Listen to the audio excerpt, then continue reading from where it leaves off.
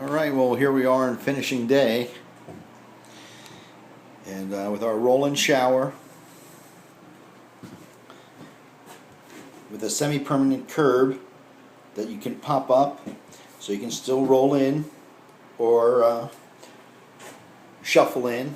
Very low profile, zero clearance, with a couple grab bars we put in. Nice wide transfer bench,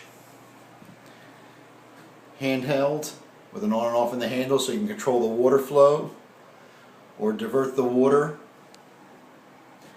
to shower head.